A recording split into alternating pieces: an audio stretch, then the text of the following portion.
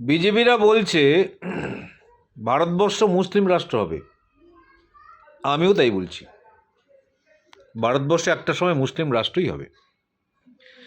কারণ হচ্ছে ভারতবর্ষ হিন্দু রাষ্ট্র হবে কি করে? মোদি জন্ম নিয়ন্ত্রণ বিল করলো না। মোদি হিন্দুদের জন্য,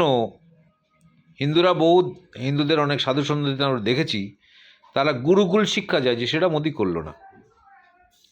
এবং শুধু তাই নয়, মোদি যে সমস্ত রাজ্যগুলোতে ক্ষমতায় আছে সেখানে বর্ণবৈষম্য এত প্রকোপ, এই বর্ণবৈষম্যের প্রকোপতার জন্য হিন্দু ধর্ম থেকে মানুষ বারে বারে চলে যেতে বাধ্য হচ্ছে।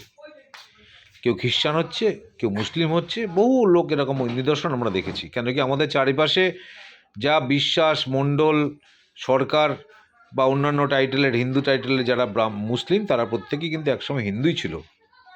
এবং বর্ণবৈষম্যর কারণে 1950 সালে বি.আর. আম্বেদকর, তাকে 50,000 হিন্দু পরিবার নিয়ে বৌদ্ধ হয়ে যেতে হয়েছিল এই বর্ণবৈষম্যের অত্যাচারে। সে কারণে আমি বলছি, বর্ণবৈষম্য থেকে আমরা যদি বেরিয়ে আসতে না পারি, বর্ণবৈষম্যকে যদি আমরা মুছে ফেলতে না পারি, তাহলে কিন্তু অচিরেই এই ভারতবর্ষ মুসলিম রাষ্ট্রই হবে, একদম নিঃসন্দেহে।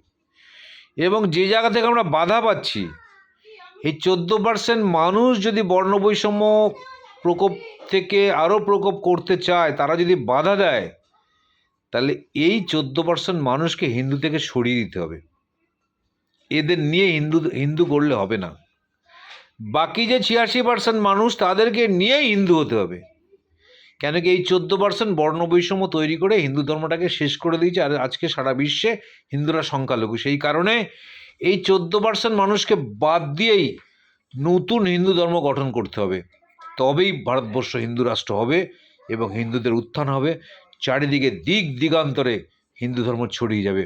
অত্যাচার করে নয়, মানুষের উপর আক্রমণ করে নয়, ভালোবাসা দিয়ে ধর্ম প্রচার করতে হয়।